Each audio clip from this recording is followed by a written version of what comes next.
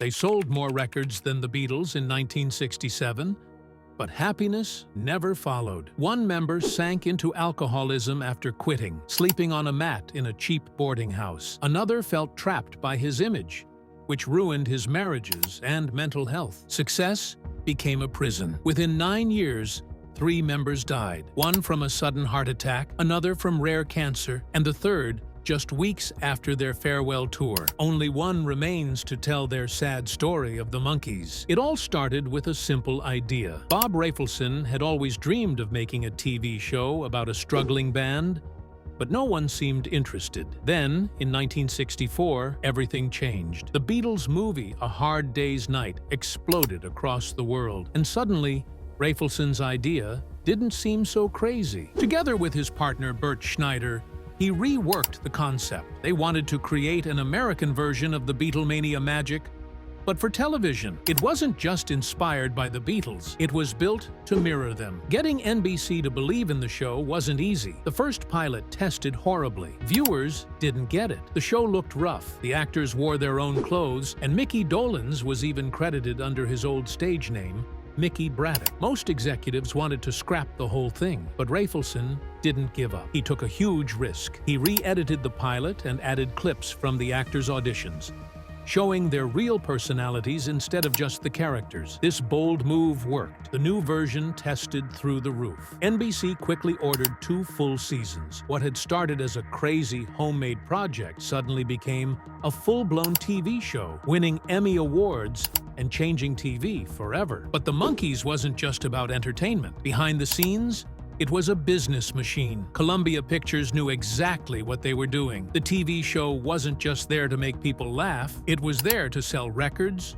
posters, toys, lunchboxes, and even Davy Jones dolls. Jackie Cooper, an executive at Columbia, openly admitted it. In 1967, the Monkees sold more records than the Beatles and the Rolling Stones combined. Their first album stayed at #1 for 13 straight weeks, and barely left the charts for over a year. Their wool caps, board games, and trading cards filled store shelves. The Monkees weren't just a band, they were an empire. The way they found the Monkees was just as wild. In September 1965, an ad popped up in Daily Variety and The Hollywood Reporter. It screamed, "Madness! Auditions." They were looking for 4 insane boys aged 17 to 21. They wanted musicians, but more importantly, they wanted energy, the kind you found at a place like Ben Frank's coffee shop in Hollywood. Hundreds showed up. About 437 hopefuls stood in line, dreaming of TV stardom. Some big names even tried out. Stephen Stills auditioned, but got turned down because of his bad teeth and thinning hair. Paul Williams, who would later write huge hits, didn't make it either. Harry Nilsson and Danny Hutton of Three Dog Night tried too. During auditions, Rafelson and Schneider would mess with the applicants to see how they reacted. Michael Nesmith showed up carrying a laundry bag, afraid someone would steal it if he left it outside. Peter Tork fought back when they pulled his chair out from under him. Their quick, offbeat reactions helped land them the roles. And no, despite the rumors, Charles Manson never auditioned. The final 4 couldn't have been more different. Davy Jones was already famous, a Broadway star who once shared a TV night with the Beatles on The Ed Sullivan Show. He was already signed with Columbia before the Monkees were even an idea. Mickey Dolenz had been a child star on a show called Circus Boy and had to adapt his drumming because of a childhood disease that affected his hip. Michael Nesmith was the only one who actually saw and answered the original ad. His mother had invented liquid paper,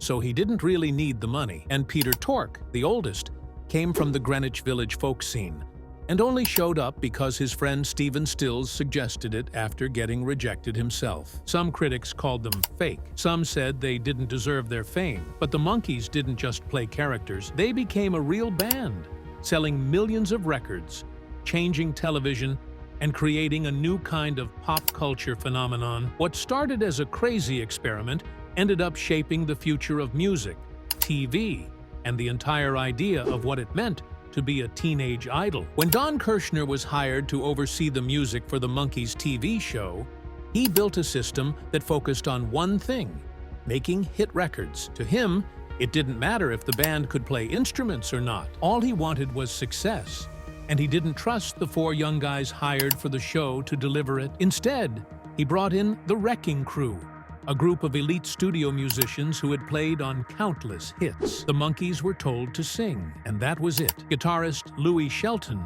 who crafted the famous intro to Last Train to Clarksville, played on more Monkees tracks than any other session musician. Kirshner was blunt about it. He said he had a TV show to run and songs to deliver, and if that meant cutting the band out, so be it. He even moved recording sessions from California to New York to keep the Monkees far away from the action. The formula worked at first. Their debut album sold 4.5 million copies in just a month, but behind the scenes, the band was growing furious. Michael Nesmith and Peter Tork had real musical backgrounds. They weren't just actors pretending to be rock stars. They had lived the life, played the clubs, and paid their dues. Watching others record the songs while they sat on the sidelines was humiliating. Nesmith couldn't hide his anger. He told Rolling Stone how soul-crushing it was to mimic other people's work instead of making something of his own. He believed the Monkees had a responsibility to bring something real to their fans, the way the Beatles had done. While Mickey Dolenz quietly complained to friends, Nesmith was ready to fight. He kept pushing Kirshner to let them record their own material, and some of his songs were accepted, but he still had no real power. Things got even worse when Kirshner released their second album, More of the Monkees, without even telling them. The cover was a cheesy JCPenney photo shoot, and the liner notes bizarrely thanked Kirshner himself. The band didn't even get advance copies. They had to go out and buy the album like everyone else. The breaking point came soon after. One day, at a meeting in Beverly Hills, Nesmith finally exploded. Furious over being ignored, he punched a hole straight through the wall and turned to Kirshner, warning him, "That could have been your face." Everyone in the room knew things had changed.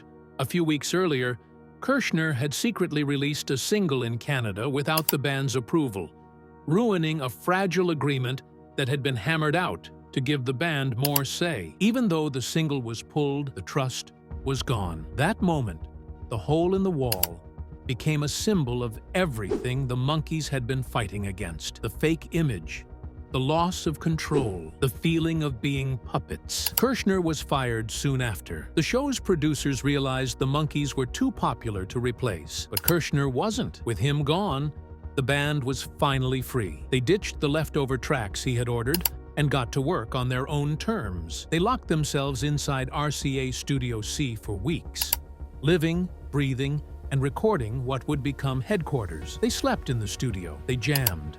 They argued. They celebrated. Mickey Dolenz later said, "It was wild and messy and full of life. Everything the earlier albums had lacked. This time, they played their own instruments. They wrote their own songs." The album shot to #1 and went double platinum. It was the first time the world heard the Monkees the way the band had always wanted to sound. Ironically, after being kicked out, Kirshner found his dream band, the Archies. They never talked back because they weren't real. Even after winning creative control, life as a Monkee was anything but easy. Filming the TV show was exhausting. Instead of long takes like other sitcoms, the show was chopped into quick scenes and bursts of filming, often designed just to sell more records. Between shooting, recording, and promotional tours, the band was being pushed to the brink. Things got worse when Columbia sent them on a full tour. At first, the producers were against it. They didn't think the band could pull off live shows, but the Monkees proved them wrong. Their first concert in Hawaii was a hit, and soon the demands piled up even more. Performing, filming, recording, day after day, week after week, until the energy that made them famous started to wear thin.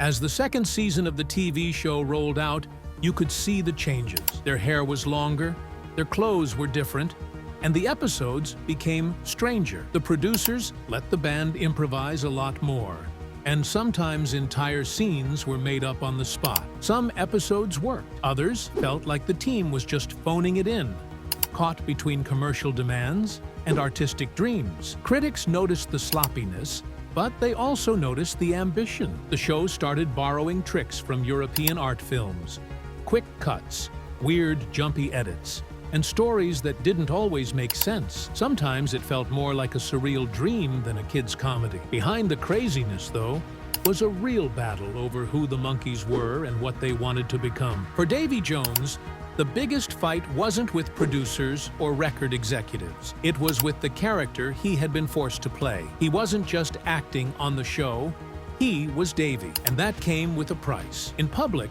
he was the cute heartthrob, the forever young idol. In private, it wore him down. Davy had started out as a respected stage actor in England. He had Broadway credentials.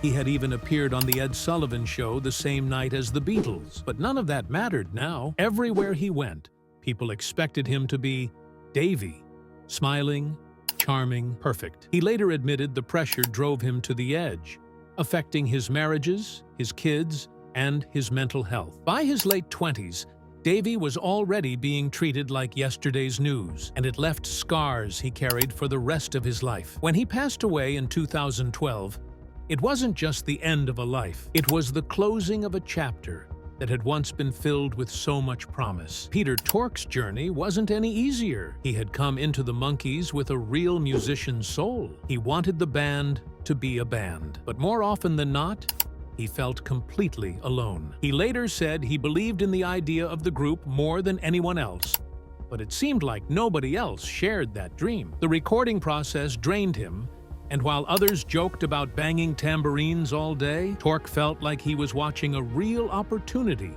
slip through his fingers. To cope, he turned to drugs. He was open about it later, admitting he was the first Monkee to get stoned, and that eventually, they all joined him. What started with weed turned into a need to try everything. Flower power, wild parties, fast cars, whatever could numb the pain. But alcohol proved the most dangerous. Peter drank heavily for years until he finally sobered up in the 1980s. His struggle showed just how deep the wounds ran from those wild but deeply confusing Monkees years. When the Monkees released their first album on October 10, 1966, nobody expected what was about to happen. Their self-titled debut didn't just make a splash, it exploded.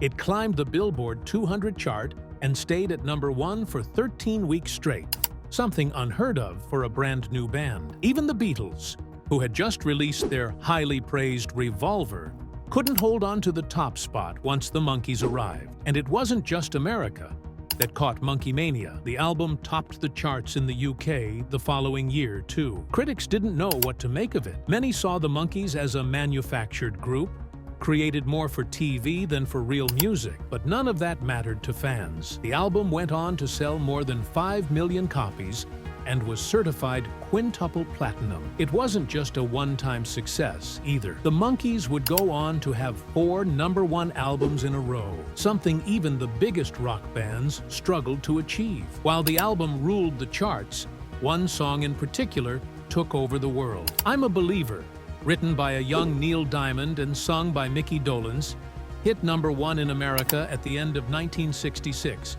and refused to move for 7 straight weeks. It closed out the year as a smash hit and carried that momentum into 1967, becoming the best-selling single of the year. Wherever you turned, the song was playing.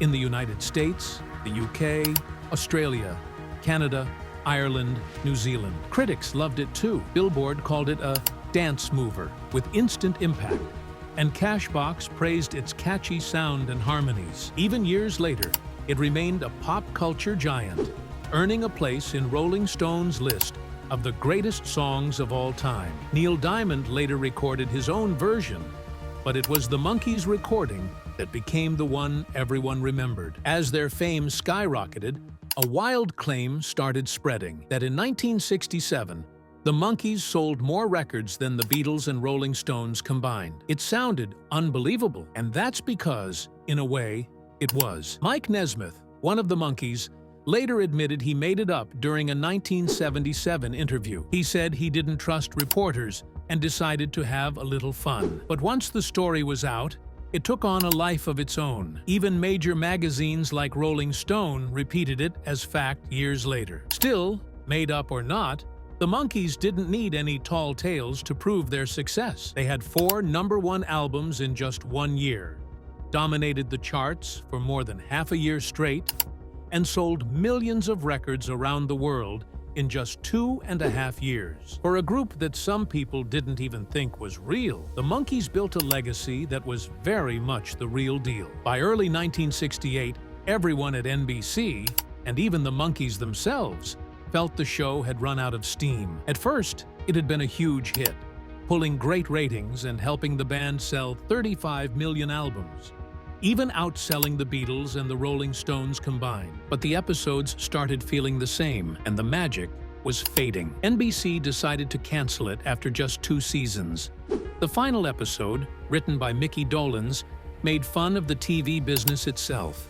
It even had a creepy, evil eye that hypnotized viewers, a jab at the industry. Folk singer Tim Buckley closed the show with the haunting Song to the Siren, almost like a goodbye letter. If the show had been renewed, the Monkees had big plans to change everything. No more sitcoms, just live shows and music. But they never got the chance. After the cancellation, the band slipped out of the American spotlight. Peter Tork later said, "We toured the Far East, made a movie and a TV special. But in America, we just disappeared. That's why nothing else we did took off." After the TV show ended, the Monkees tried to reinvent themselves with a movie called Head. It was their bold attempt to break free from their manufactured image. But the plan blew up in their faces. Head cost $750,000 to make and earned just $16,000 at the box office. A disaster by any measure. Jack Nicholson helped write it during wild, drug-fueled sessions with the director, Bob Rafelson. The movie didn't even try to hide its message. In the opening scene, Mickey Dolenz jumps off a bridge, symbolically killing the fake version of the band. Later, they sang lines like, "You say we're manufactured. On that, we all agree." They wanted to tell the world they were more than just a product, but their teenage fans didn't understand it, and the adults they wanted to impress stayed away. Even the movie's ads were strange. Just a man's forehead with the word head slowly appearing. Critics hated it. One review in the New York Times said it was only worth seeing if you were high. The movie's failure crushed any future film plans and hammered their reputation. Even the soundtrack barely made a dent, peaking at just number 45.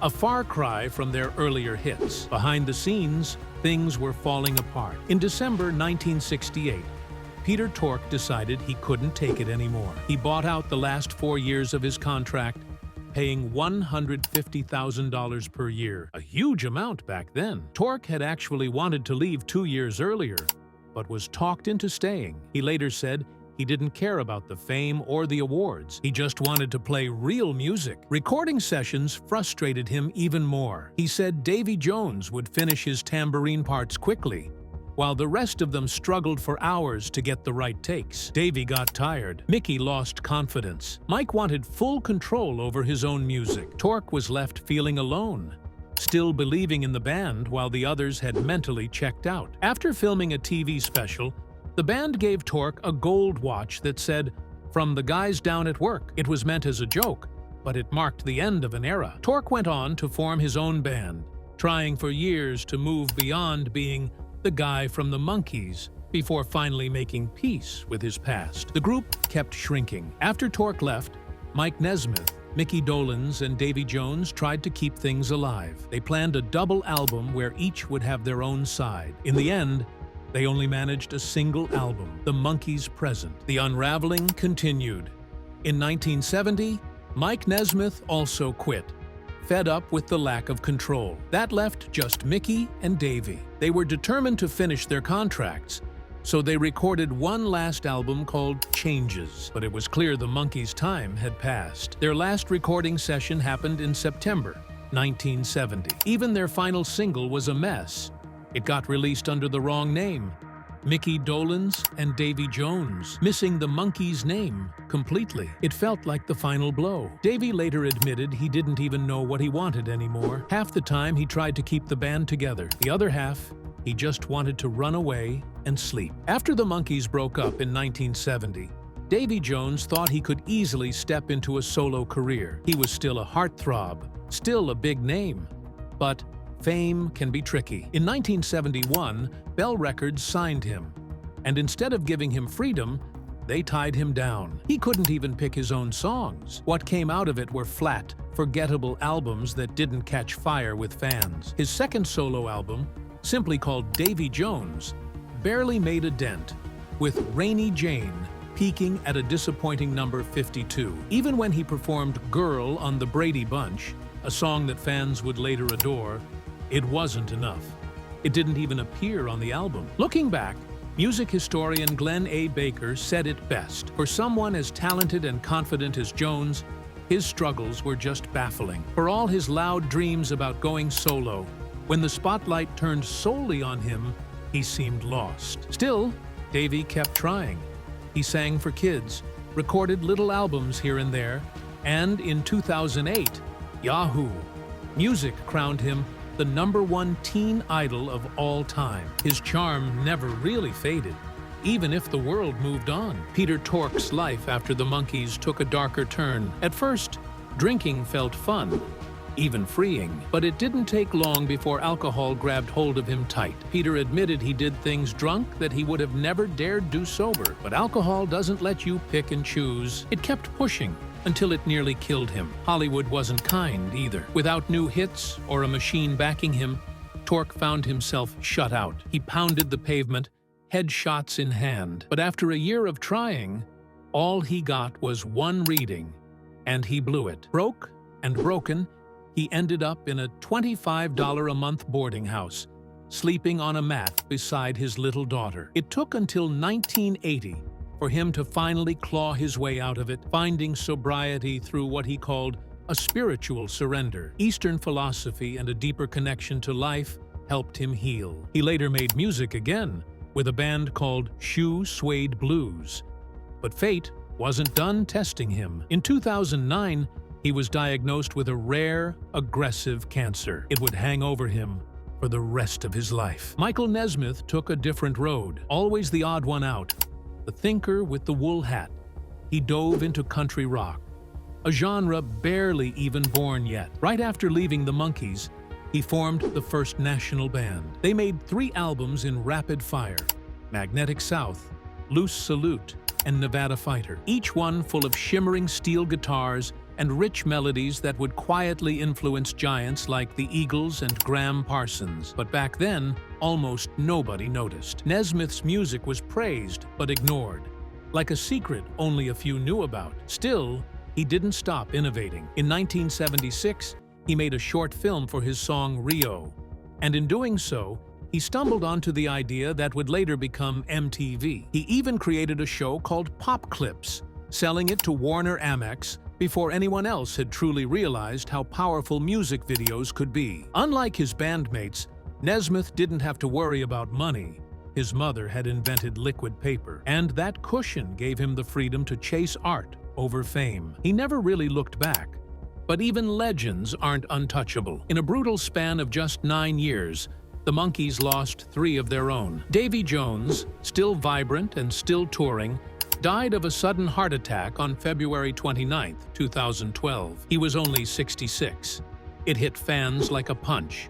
One day, he was planning shows, and the next, he was gone. Peter Tork fought for 10 long years against one of the rarest cancers in the world, a slow, punishing battle that ended on February 21, 2019. He was 77. Then, not even 3 years later, Michael Nesmith passed away too. His heart finally gave out on December 10, 2021, just weeks after he finished the Monkees' farewell tour with Mickey Dolenz, the last man standing. Nesmith died at home, surrounded by family, peacefully slipping away. And just like that, a band that started as a made-for-TV joke in 1966 closed the final chapter of their real-life story. The Monkees may have been born on a soundstage, but the impact they left, through all the struggles, dreams, failures, and small victories, was as real as it gets. The Monkees were one of the biggest bands of the 1960s, but you wouldn't know it by looking at the Rock and Roll Hall of Fame. Even with 4 #1 albums,